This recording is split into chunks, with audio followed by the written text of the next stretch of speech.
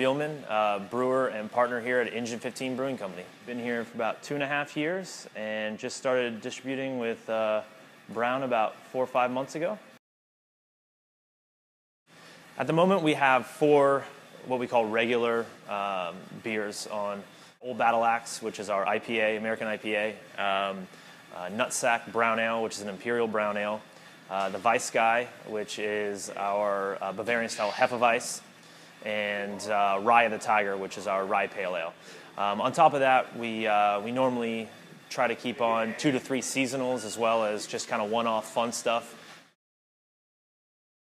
About 4 or 5 years ago, we really started talking about doing something like this, mainly because there was really a lack of good craft beer bars and a complete void of craft breweries in the area.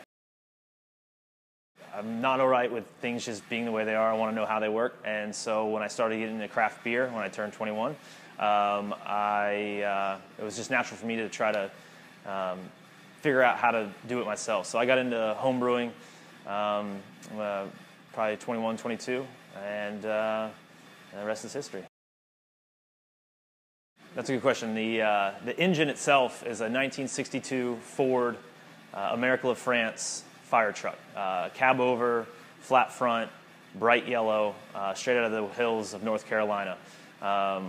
Again, my partner Luch, he found that maybe 7 or 8 years ago, and we used to use it as a tailgate machine. We put the kegerator and the couches and anything you needed for a good tailgate.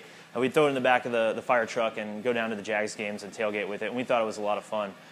When we came to the point where we needed to come up with a name for this bar concept, brewery concept that we had, we were all sitting around the kitchen table at my partner Luch's house, hemming and hawing about a name, and his wife comes in and says, "What the hell are you guys doing?"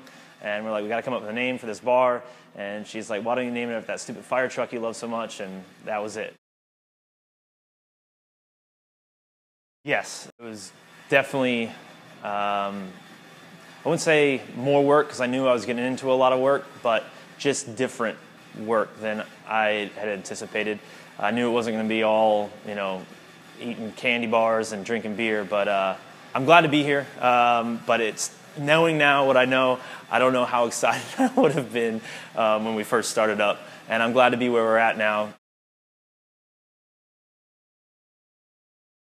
The concept of drinking local just makes sense. Any way we can kind of help promote our local market and get more people into craft beer and show them that not only is craft beer a good thing, but there's good craft beer locally. I think that kind of helps everybody, not only the craft beer movement, but just the local beer culture and the local beer industry. Duval County is one of the largest cities landmass-wise in the United States, if not the largest. And it's very spread out. And so even though we have 5, about to be 6 production craft breweries in town, and as much as I'd like to go to all of them all the time, we're so spread out that you can't reasonably go to the other side of town, which is still in Duval County, a half an hour away, and have a couple beers at each of the breweries and and be safe to drive home. So I think that's definitely a different culture here, where we have you kind of have your localized locals. You have ourselves, Engine 15 and Green Room, half a mile away. Downtown Riverside area, you have Intuition and Bold City within walking distance from each other. Across the bridge from them is going to be Ardwolf and San Marco, and then Pinglehead in Orange Park.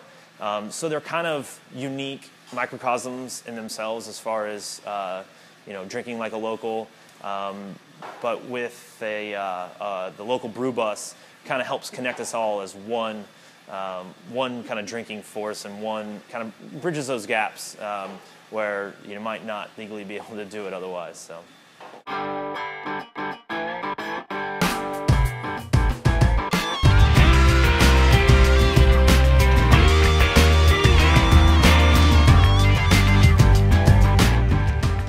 Bielman at Engine 15 Brewing Company saying, drink like a local.